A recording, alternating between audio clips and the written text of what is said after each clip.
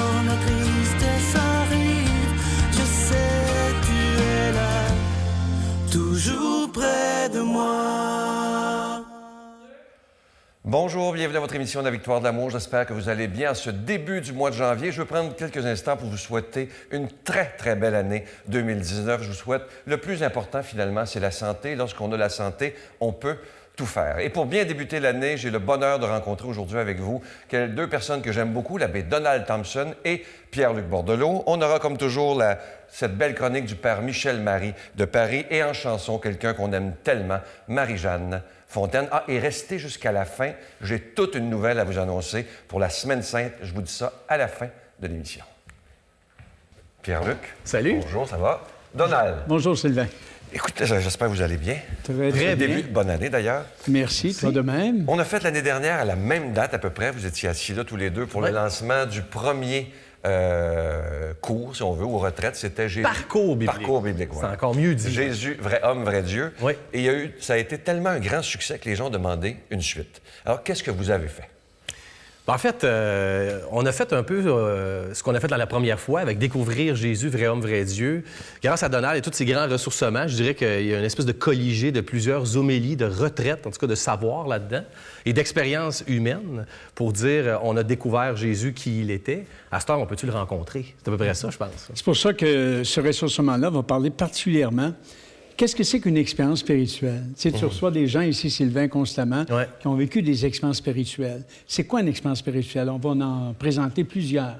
On n'a pas le monopole parce qu'on est chrétien des expériences spirituelles. Il y a des expériences spirituelles tout court, des expériences spirituelles religieuses en lien avec un Dieu, avec une référence, mais il y a des expériences spirituelles religieuses chrétiennes. Alors, on va identifier ça. Et quand on vit des expériences à des moments précis de notre vie, qui marquent notre vie, ça nous met en cheminement spirituel. Alors, on va vraiment expliquer ce que c'est qu'une expérience, comment ça se vit, et le cheminement, qu'est-ce que le cheminement fait, le cheminement spirituel. Je vois déjà des gens qui se demandent, est-ce qu'il faut avoir écouté le premier pour comprendre le deuxième? Parce que là, il est plus sur forme de retraite, hein, c'est ça. Le premier, c'était plutôt un parcours biblique. Il y avait du contenu, écoute, 6 heures là, de contenu pour mieux comprendre Jésus, qui il était, il vient de où, tu sais. En fait, on parle de culture religieuse chrétienne. C'est une très bonne base. Là. Oui, les gens ont adoré, vraiment. Écoute, la réponse, c'est oui. Oui. C'est-à-dire non, parce qu'il y a une manière, il y a une matière à apprendre, c'est quoi une expérience spirituelle, puis à apprendre aussi à comment découvrir Jésus puis le rencontrer. Mais c'est clair, là, ce que je pense, qu'on fait des liens avec le premier. Je pense que le premier est un atout particulier parce que si Jésus n'est pas ressuscité, n'est pas exalté, on est devant un homme historique dont on ne vit pas une expérience, on se souvient de lui, point. Mais quand les gens disent « il est vivant, il est agissant », c'est parce qu'il y a un événement fondateur. Le premier ressourcement qu'on a fait présente l'événement fondateur de la résurrection, de l'exaltation de Jésus. Ça a frappé beaucoup les gens, ça. Donc, ça aide drôlement pour bien saisir l'expérience spirituelle, religieuse, chrétienne. Quand je dis « j'ai été saisi par Christ », je ne dis pas « j'ai été saisi par Jésus de Nazareth », par Jésus de Nazareth devenu Christ, qui peut me saisir. Alors, je pense que ça aide quand on a fait le premier, mais c'est pas, comme dit Pierre-Luc, c'est pas un absolu, mais ça aide drôlement. Et est-ce que dans cette retraite-là, est-ce qu'on rencontre Donald l'universitaire ou Donald l'homme prêtre? Un peu des deux. Moi, en tout cas, je dirais le pasteur. Le pasteur. Parce que trop universitaire, des fois, on décroche. Non, c'est ça. Mais en fait, ce qu'on rencontre, puis moi, je suis privilégié, là, je suis à ses côtés tout au long, là, c'est du contenu, là, quand même. Il y a du contenu réfléchi. C'est appuyé, là, c'est pas lancé comme ça. Mais il y a aussi l'expérience spirituelle fait appel aussi à ce qu'on a vécu dans nos relations, dans nos rencontres, dans notre cœur mystérieux, profond qui a rencontré Jésus. Je ne sais pas comment dire ça, là, mais on fait part, d'ailleurs, on témoigne là-dedans, là, des témoignages de rencontres. Et d'ailleurs, on va dans les premières communautés chrétiennes, on prend deux personnages. Tu sais, les gens vont dire des fois, t'es un Thomas. T'es un incrédule, t'as de la misère à croire. On prend le personnage de Thomas dans la Bible, le personnage de Marie de Magdala qui est arrivée au tombeau vide. Deux personnages qui symbolisent bien comment, dans les premières communautés chrétiennes, suite à la mort, résurrection, exaltation de Jésus, on est arrivé à la certitude qu'il est vivant et agissant. On va aller voir à travers ces deux témoins-là. Et particulièrement, Thomas illustre bien, nous autres, on n'est pas des gens qui avons connu, on est des générations de 21e siècle de l'ère chrétienne, on n'a jamais connu l'homme historique Jésus. Donc, on est confronté comme Thomas quand Jésus dit « Heureux ceux et celles qui croient sans avoir vu. Alors, c'est cette expérience-là, comment on fait ça? Ouais. Alors, ce ressourcement-là nous aide à saisir ça. Est-ce que ceux qui vont écouter le DVD ou la retraite en ligne, est-ce qu'on peut faire une expérience spirituelle en écoutant ça? Parce que souvent, il y a des gens qui m'écrivent et qui disent « Je fais tout pour essayer de rencontrer Jésus et ça ne marche pas. » En fait, je pense qu'on met, je dirais peut-être pas, là, on ne peut pas prétendre ça, tant mieux si ça arrive, mais on met des très bonnes bases pour que ça arrive. Hein? On met des mots. Tu sais, des fois, tu vis une expérience, tu ne mets pas des mots sur ton expérience. Exemple, tu tombes en amour, ta tête est la dernière à prendre conscience que tu es tombé en amour. L'être, lui, est entré dans ce mouvement-là. Ta tête en prend conscience. Puis à un moment donné, au cheminement, tu te mets à nommer ta relation. Alors, nous, je pense que la prétention qu'on peut avoir, c'est de mettre des mots sur des expériences que les gens, ben ça, j'ai vécu ça. Et là, ils vont identifier, des expériences qu'ils ont déjà vécues. Les gens peuvent être surpris de savoir qu'ils ont vécu beaucoup d'expériences spirituelles. Je pense que c'est ça, c'est qu'ils vont nommer peut-être des choses auxquelles ils ne savaient pas, là. Hein? Ils n'étaient pas conscients vraiment. Ils me disaient, coudonc. Finalement, c'est peut-être une expérience spirituelle et je la mets en lien avec un cheminement là, qui me conduit à me dire aujourd'hui chrétien. Tu comprends? C'est ça qui est intéressant. Et on a essayé, Pierre-Luc et moi aussi, d'être vraiment, comme tu disais, je ne suis pas l'universitaire qui parle, j'ai témoigné de mon expérience, de mes expériences spirituelles dans ce ressourcement-là. Pierre-Luc a témoigné aussi, a fait un très beau témoignage de la sienne, de plusieurs expériences qu'il a vécues, qui fait qu'aujourd'hui, il dit lui-même, moi, je suis un croyant, je crois que Jésus m'habite, agit en moi, est vivant. Alors, nous-mêmes, on s'est impliqués. Là. On est allés, puis j'ai emmené avec moi aussi des gens qui m'ont confié leur expérience spirituelle et je fais le récit de quelques-unes. C'est fort intéressant de voir ça, ça nous éclaire. Moi, je dois t'avouer là, que j'ai revécu une expérience spirituelle très forte en le faisant. Ah oui? Et je le raconte, je ne sais pas si les gens vont le sentir en l'écoutant, là, mais tu sais que tu as des frissons, là, puis tu revis là, tout ce moment-là. Alors, c'est ce que je souhaite aux gens vivement, là, qui prennent le temps de donner des mots, d'en parler. C'est vrai que c'est bon de se remémorer. Moi, c'est arrivé chez les moines à Saint-Benoît-du-Lac. Oui. Quand on se remémore ça, c'est sûr qu'on voudrait toujours être dans cet état-là, mais ça ne dure pas. C'est ça. Et se remémorer ou encore prendre le temps d'écrire avec les mots, là, la description de ça, là, c'est pas pareil. Et c'est de voir aussi que ce cheminement-là, tu es entré en cheminement, donne un sens à ta vie, te fait interpréter ta vie de toute façon. Tu sais, on l'a fait en 4 étapes. C'est 4 heures, ça dure finalement. 4 heures, 4 heures. 4 étapes bien précises. Et j'ai l'impression, en tout cas, que... Facile à comprendre, en tout cas. Oui, facile à comprendre. En tout cas, on a cette prétention-là. Et les gens, moi, j'ai reçu beaucoup d'écrits, des gens qui ont entendu le premier DVD, qui l'ont regardé, qui sont allés sur Internet. C'est un chef-d'œuvre. Et merci. Et puis, les gens me disent, par exemple, j'avais jamais entendu parler d'exaltation de Jésus. Ça, t'es le seul qui en parle. Il n'y a pas beaucoup de gens qui parlent de ça. Bien, j'en revenais pas. J'ai dit, bon, ben, pourtant, c'est l'Ancien Paul, ça. C'est ça. C'est dans les Actes des Apôtres, un éclairage, a dit, assis à la droite de Dieu. Donc, je prends le temps de donner le trousseau de clés pour comprendre certains concepts bibliques. Alors, c'est le pasteur qui s'exprime. Moi, j'y attends que, écoutez, je fais appel, moi, à beaucoup de théologiens, beaucoup d'exégètes qui ont réfléchi profondément. Mon rôle comme pasteur, c'est de mettre ça dans des mots accessibles. Tu as toujours dit, depuis que je te connais depuis plus de 30 ans, qu'il fallait avoir une foi intelligente.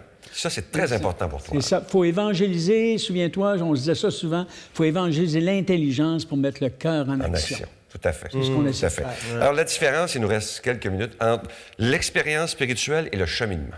Bien, écoute, d'abord, on parle plus de volets. Hein. Tu sais, dans le Découvrir Jésus, on avait des volets. Là, c'est quand même intéressant, on parle d'étapes. Il y a 4 étapes. Tu sais, tu disais tantôt, est-ce qu'on va en vivre une expérience? Bien, en tout cas, on incite à prendre le temps de vivre des étapes pour un cheminement.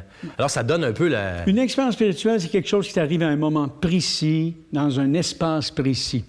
Et plusieurs expériences te mettent en cheminement.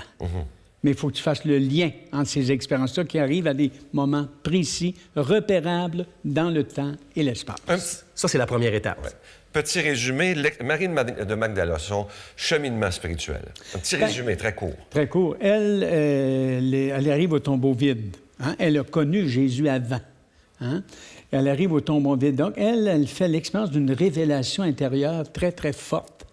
Thomas, le personnage, dit qu'il a la misère à croire. Si je n'ai pas touché ses plaies, si je ne croirais pas. Alors, 2 expériences tout à fait différentes, mais tous les 2 sont arrivés à la certitude que Jésus était vivant et agissant. Alors, c'est ces expériences-là on va aller profondément à travers l'Évangile de Jean, particulièrement qui relate ces expériences-là. C'est extraordinaire. Et là, ça dure 4 heures en tout. Oui. C'est quoi chaque thème? T'en souviens-tu par cœur? En fait, la première étape, on vient d'en parler, là, c'est expérience spirituelle versus cheminement spirituel, en fait, versus ou mieux les comprendre. Ensuite, c'est le cheminement spirituel de Marie de Magdala, on en a parlé. Ensuite, c'est le cheminement spirituel de Thomas, celui qui nous ressemble un peu plus. Ça, c'est la troisième étape.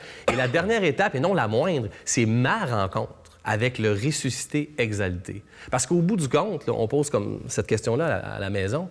Est-ce que vous avez fait une rencontre avec Jésus? Est-ce que vous souhaitez en faire une? Est-ce que c'est possible? Est-ce qu'on peut mettre des bases communes pour faire en sorte de cheminer ensemble puis se dire après, oui, moi, je le sais, je l'ai rencontré. Parce que moi, je pense que ça peut aider les gens, parce qu'au Québec, on a un petit peu ce problème-là. On a beaucoup la foi de culture. Alors, il y a beaucoup de gens qui pensent connaître Dieu, mais qui n'ont jamais rencontré Jésus de leur vie. Et ça, on le voit beaucoup, et c'est triste. C'est ça. Ils n'ont pas été évangélisés. Voilà. Alors, moi, je pense qu'à travers ce ressourcement-là, les gens vont prendre conscience, d'abord, qu'ils vivent des choses, vont mettre des mots sur ce qu'ils vivent, et on espère, justement, qu'ils vont être saisis eux-mêmes par le vivant. C'est un 4 heures de retraite avec 1 heure environ par étape, des segments, des capsules vidéo qui durent en moyenne 7 à 8 minutes. Il y a quelque chose là-dedans. Dans le confort de son foyer. Une retraite qu'on peut s'offrir dans le confort de notre foyer, dans lequel tu pèses sur play quand tu veux, tu stops, prends un café, on reprend, et puis nous, on est là pour... C'est un beau cadeau à se faire, en tout cas, en ce début d'année. Ou à offrir. Ou à offrir, oui. Alors, je vous rappelle que le titre, déjà, c'est... Rencontrer Jésus vivant et agissant. Alors, je vous rappelle, ça dure 4 heures. Si vous le procurez sur Internet en ligne, vous voyez toutes les informations au bas de l'écran, c'est 39,99 plus taxes. Si vous préférez avoir le DVD, c'est 49,99 plus taxes. Faites-vous ce beau cadeau et on va se rappeler des beaux souvenirs, Donald. On va écouter une chanson interprétée par Marie-Jeanne Fontaine qui a été popularisée par Claire Jolicoeur, qui est décédée il y a longtemps, qu'on aimait tellement. Écoutez bien ça, le texte « Si j'avais la foi ».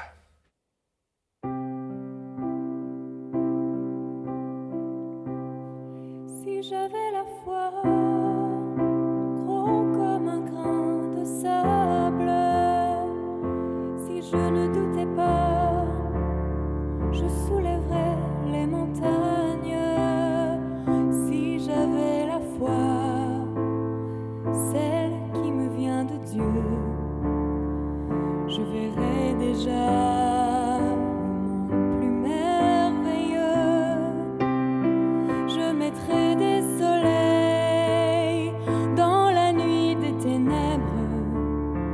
j'allumerai l'espoir, je croirai à mes rêves, j'écarterai la peur, je comblerai le vide, je cueillerai des fleurs dans la terre stérile.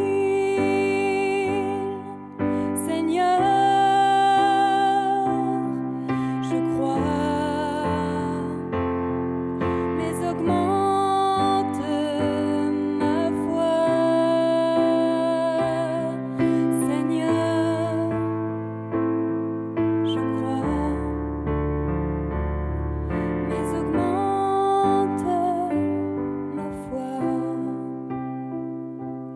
Posséder la foi est un don véritable,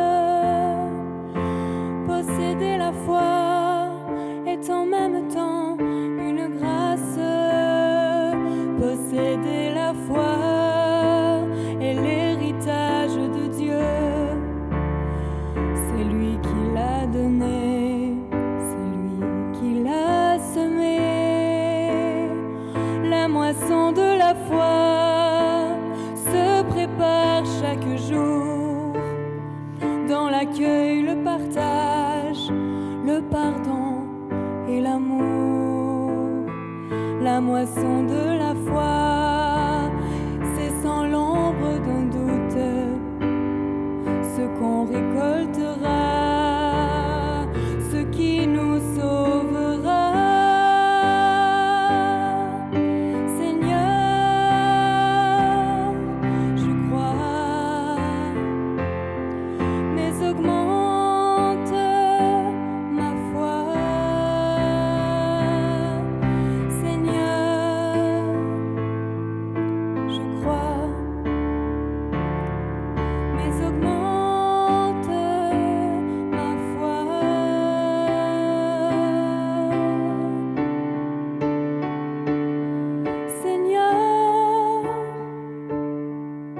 je crois,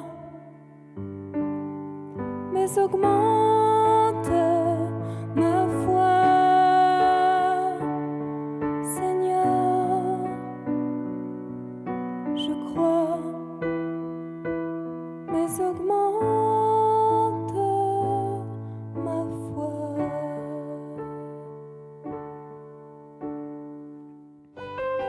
Notre Père qui es aux cieux, que ton nom soit sanctifié, que ton règne vienne, que ta volonté soit faite sur la terre comme au ciel. Donne-nous aujourd'hui notre pain de ce jour. Pardonne-nous nos offenses comme nous pardonnons à ceux qui nous ont offensés. Ne nous laisse pas entrer en tentation, mais délivre-nous du mal, car c'est à toi qu'appartient le règne, la puissance et la gloire pour les siècles des siècles. Amen. La Victoire de l'amour vous invite à sa retraite spirituelle les 17, 18 et 19 mai 2019 sous le thème « Si vous saviez comme je vous aime, vous en pleureriez de joie ». En compagnie du Dr Gilles Lapointe, Sœur Angèle, Brigitte Bédard, Marie-Jeanne Fontaine, Miguel Padilla et Sylvain Charon. Nous aurons droit à un magnifique spectacle d'Étienne Drapeau le samedi soir. Et comme invité spécial, nous avons le privilège de recevoir Monseigneur Pierre-Olivier Tremblay à l'hôtel et suite Le Dauphin de Drummondville. Réservé au 514-523-4433. Sans frais, 1-888-811-92-91. La Victoire de l'amour présente Rencontrer Jésus vivant et agissant. Retrouvez l'abbé Donald Thompson et Pierre-Luc Bordelot et faites l'expérience du ressuscité exalté. À travers cette retraite spirituelle enrichissante, propulsez votre foi à un tout autre niveau. À partir de 39,99, obtenez-la en ligne sur notre site internet lavictoiredelamour.org ou en format DVD au 514-523-4433 ou 1-888-811-92-91. Offrez-vous cette rencontre avec le Christ. Je suis tellement content de vous parler de ce magnifique cadeau du mois de janvier. Ça commence bien l'année. Ça a été fait par des artisans du Québec. Il s'agit du pendentif de la croix et de la colombe de la paix. Il est plaqué or et déjà béni. Je vous rappelle que vous le recevrez avec un don de 25 $ et si vous en voulez deux, avec un don de 40 $ parce que ça se donne vraiment bien en cadeau. Je vous rappelle, comme je vous le disais il y a quelques secondes, que c'est fabriqué par des artisans du Québec. Donc, vous ne trouverez pas ça dans les magasins. Il a été dessiné pour la Victoire de l'amour. Et je vous rappelle, ceux qui se demandent pourquoi on parle d'argent d'une émission religieuse, bien, c'est tout simple. On doit payer pour être à la télévision. On paye pour la production, pour la diffusion, et on n'a aucune subvention. Si cette émission est possible depuis bientôt 24 ans, c'est grâce à des milliers et des milliers de personnes qui disent qu'il est important que la parole de Jésus soit annoncée. Je vous donne l'adresse. La Victoire de l'amour, casier postal 120, succursale Boucherville à Boucherville, le J4B 5E6, je vous la redonne. La Victoire de l'amour, casier postal 120, succursale Boucherville à Boucherville, le J4B 5E6. Également par téléphone, par carte de crédit du lundi au vendredi de 8h30 à 16h30 dans le 514-523-4433, 523-4433 ou sans frais le 1-888-811-9291, 1-888-811-9291 et aussi sur notre site Internet qui est un moyen très rapide, sécuritaire et efficace, c'est le www.lavictoiredelamour.org. Alors, je vous rappelle ce magnifique cadeau du mois. Il s'agit du pendentif de la croix et de la colombe de la paix. C'est plaqué or et c'est déjà béni. Je veux prendre le temps de vous remercier de tout cœur de votre soutien, mais aussi merci des milliers de fois de votre prière soutenue.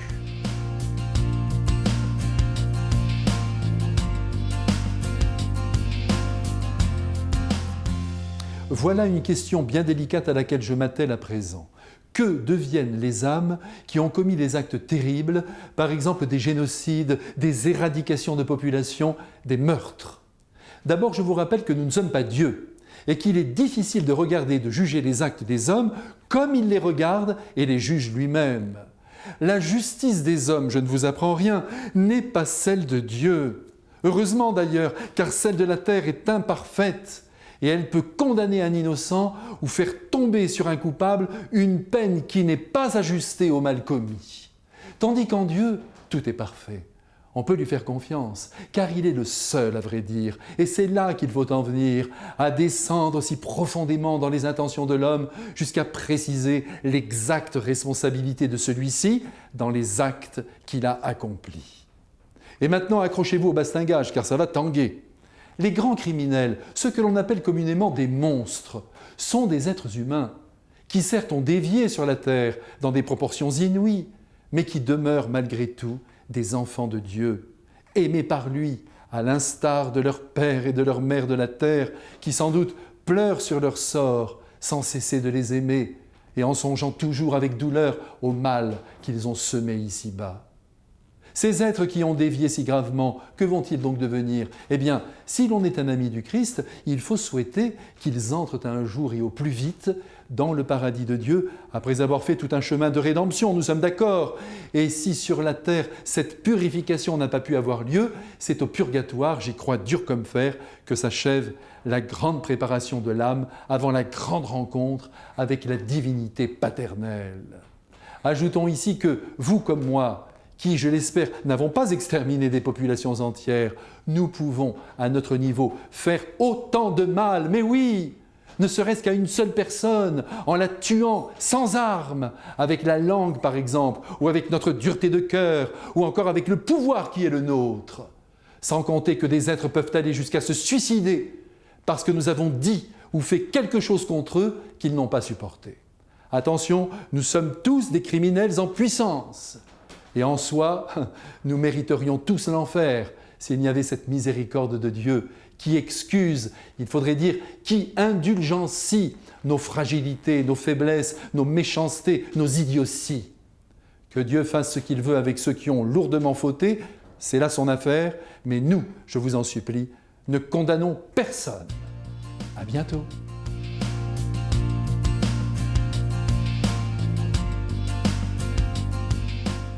Fête de l'Épiphanie du Seigneur, 6 janvier, donc ce qu'on appelle la fête des rois. Écoutez bien l'Évangile de ce jour dans Matthieu, chapitre 2, versets 1 à 12. Alors, Pierre-Luc, on y va. On débute. Jésus était né à Bethléem en Judée, au temps du roi Hérode le Grand. Or, voici que des mages venus d'Orient arrivèrent à Jérusalem et demandèrent « Où est le roi des Juifs qui vient de naître? Nous avons vu son étoile à l'Orient, et nous sommes venus nous prosterner devant lui. » En apprenant cela, le roi Hérode fut pris d'inquiétude, et tout Jérusalem avec lui.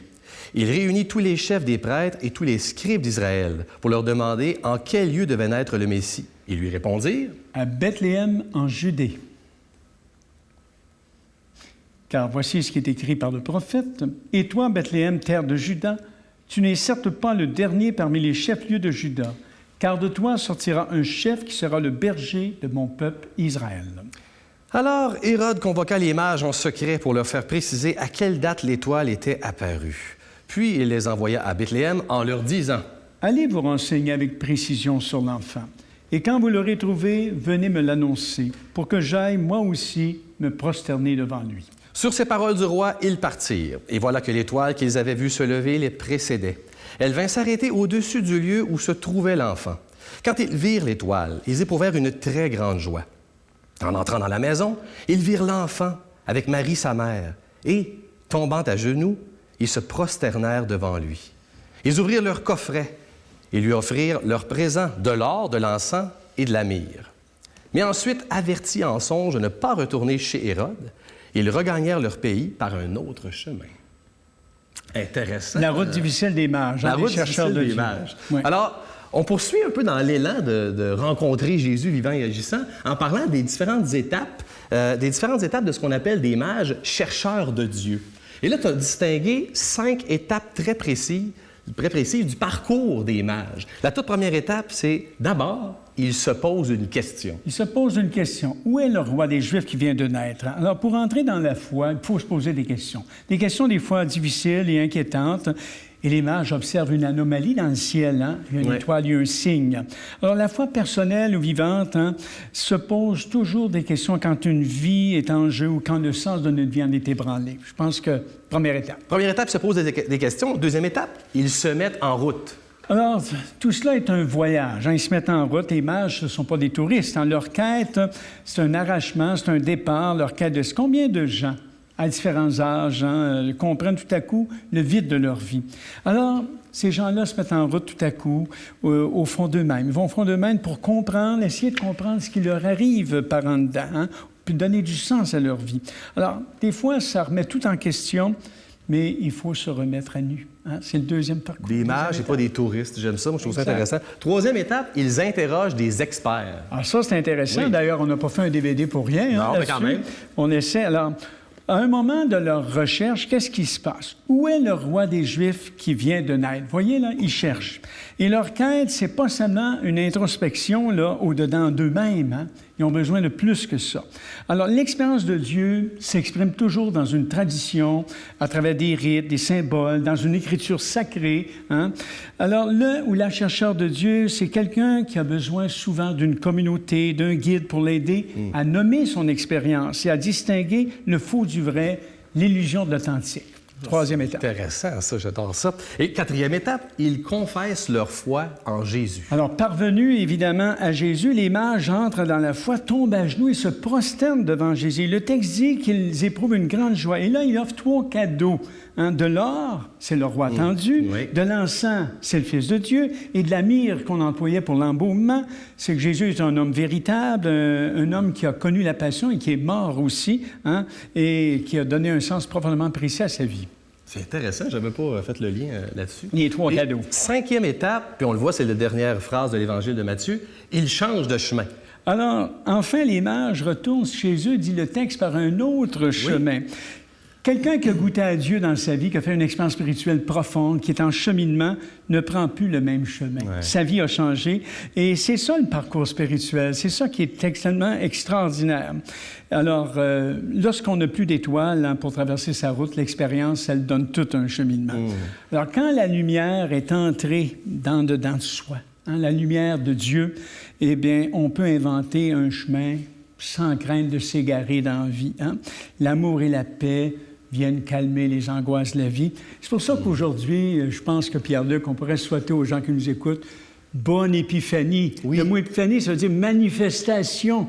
Hein? Je vous souhaite des belles manifestations de Dieu dans votre vie et c'est ce qu'on a essayé de faire dans cette vidéo, hein, de donner comment Dieu se manifeste. Bien, tout à fait, parce que là, j'ai l'impression que les rois mages nous montrent comment rencontrer Jésus à travers ces 5 étapes bien précises. Ce sont des gens en quête de sens, des chercheurs de Dieu, puis ils ont fait ce parcours-là et ils sont partis par d'autres chemins.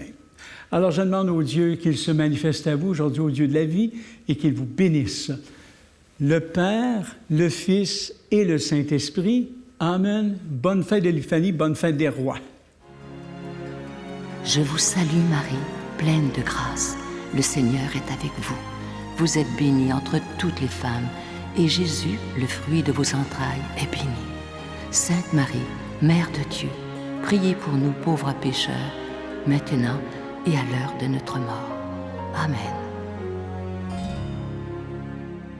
J'ai tellement de bonnes nouvelles à vous annoncer. Vous savez, il y a quelques mois, on a vécu ensemble la caravane de la victoire de l'amour. Vous vous souvenez, il y avait des dizaines d'autobus qui se sont rendus au sanctuaire Notre-Dame-du-Cap. Et là, on organise quelque chose, je vous le dis, ça va se remplir vite, pour la Semaine Sainte, pèlerinage, le mercredi saint. C'est le 17 avril. Et devinez quoi, on s'en va là où ma vie a changé, là où la vie de Brigitte Bédard a changé, à Saint-Benoît-du-Lac, en Estrie. Alors, je vous dis rapidement qui seront avec nous. Alors, il y aura Brigitte, évidemment, je serai là. L'abbé Claude Paradis sera avec nous, l'abbé Donald Thompson. Et on va commencer la journée. On se rend tout d'abord à l'église Saint-Patrice de Magog, où on sera accueilli par l'abbé Donald Thompson. Ensuite, un dîner communautaire tous ensemble, pour ensuite se rendre à l'abbaye de Saint-Benoît-du-Lac, où là, on va rencontrer les moines. Ils vont nous expliquer l'historique, évidemment, de l'abbaye. Ensuite, on va nous expliquer c'est quoi la vie d'un moine en détail. Et ça va être très intéressant. Ensuite, un mini-récital de chant grégorien. Si vous saviez comment moi, ça me touche, ça m'arrache les larmes, le chant grégorien. Ensuite, célébration eucharistique avec l'abbé Donald Thompson, l'abbé Claude Paradis et quelques moines qui seront là également pour faire de très beaux chants grégoriens. Il y aura le souper d'inclus aussi. Je ferai mon témoignage ainsi que Brigitte également. Réservez rapidement, c'est le 1-877-277-4412, 1-877-277-4412 et le prix est de seulement à partir de 149 $. Je vous donne les autobus des villes d'où ils partent. Alors, Drummondville, Gatineau, Granby, Laval, Longueuil, Montréal, Québec, Sherbrooke, Saint-Hyacinthe, Valleyfield, Les Bois-Francs et Lanaudière. Bye bye.